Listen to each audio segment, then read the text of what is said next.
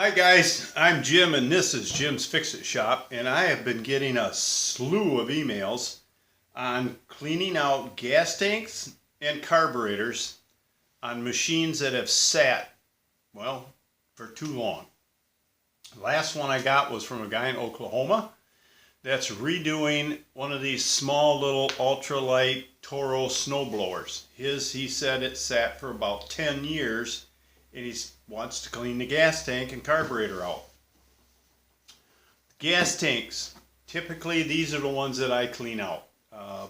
They're on snow blowers.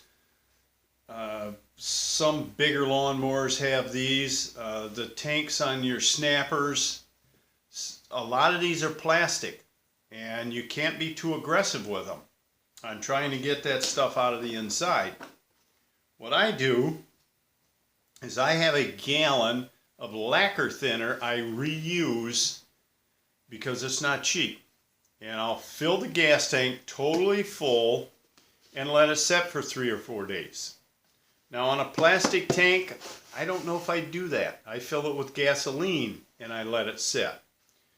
2-cycle engines, the stuff in the bottom of the tank after the gas evaporates is going to be all the oil. Along with a lot of the gas, it's just going to be varnished into the tank. And easy way to clean that out is I fill it full of gas and I let it set. Then I'll dump out about half of the gas and I'll use some of these. Let me tip the camera down. These are small little stones, and when I say small, I mean they're a lot smaller than pea gravel. They're very small. And where I get these is the wife and I like to just go on little weekend trips, and we go up to Traverse City and Petoskey a lot. And there's a state park up there between the two that you can drive down the road to the park, and they have a parking spot outside of the park, so you don't have to have a sticker to go in. But you are allowed, well, I should say you're only allowed 20 pounds of stones a day, a trip. I don't know, the guy didn't say. He just said there's a 20-pound limit, so we only carried 20 pounds at a time back to the car. So I'm not in jail, so it must be it did okay. Then I make this little box and I cover the bottom with 1/4-inch hardware cloth. And I sift out, I keep the ones that go through here. And then to get the sand out of them, I use just a little sieve. I bought at Meijer's. Supposedly it's stainless steel. And I sort all the sand out of it. So hopefully I just have clean stones. And I'll put 2 or 3 cups in here. And I'll put the cover on and I'll just shake the heck out of it. Dump the gas out. Put fresh gas in. Or if you got a steel tank, you can use lacquer thinner. I wouldn't suggest using ball bearings. I had a guy tell me he did that once. And it was full of gasoline and he fills it full of ball bearings and he's shaking the heck out of it. And luckily it didn't make a spark. But I did mention that to him and he got this puzzled look and he says, you know, I probably shouldn't have done that now that you say that. So I use stones. You could use marbles, but the smaller the media is, the better it will clean the tank.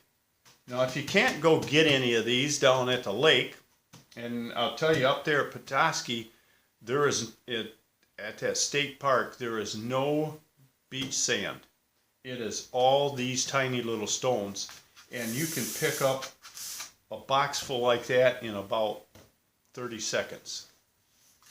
You can use the media that you put in the bottom of an aquarium. You get at the pet stores.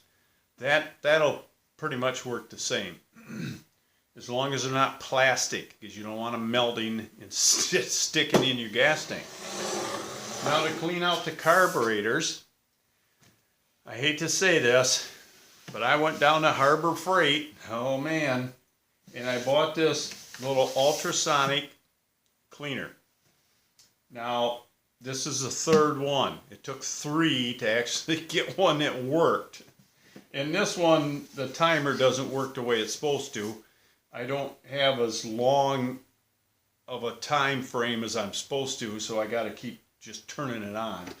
But these things, if you get one that works, does an awesome job. I mean, you throw that carburetor in there with some simple green and turn it on, and the carburetor will look like it's smoking. And that's the dirt coming off of it and coming out of it. It is unreal how good these things will clean a carburetor up.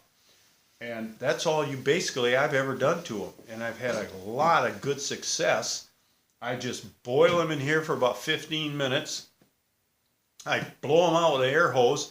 I put them back on, and 95% of the time that thing will start right up and run great. And that's all I did was throw it in here.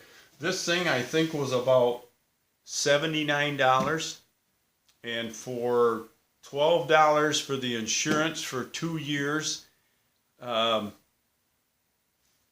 She told me if you get the insurance for 2 years, she says bring it back in a year and a half, because they don't send them in to fix them.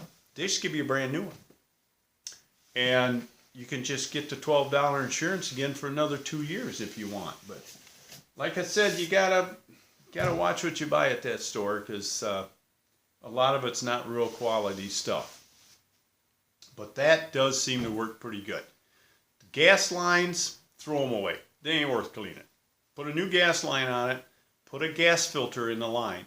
I always do that. They're cheap. They're what, $1.95 for a gas filter? Throw one of them in there. Clean out your gas tank, your carburetor, and that thing should run like a kitten. So I guess this is going to be short today. That's all I do to clean these things out. If you got any more questions or comments, please feel free to put them down in the section below, or email me at jimsfixitshop@gmail.com. Be more than happy to answer your emails. I'm averaging right now about 10 a day, which is dropped off a little bit. I've been getting more, and I'll answer you. If you got something you're really stuck on, and you really want to get a technical question answered, put your phone number in there and I'll call you back.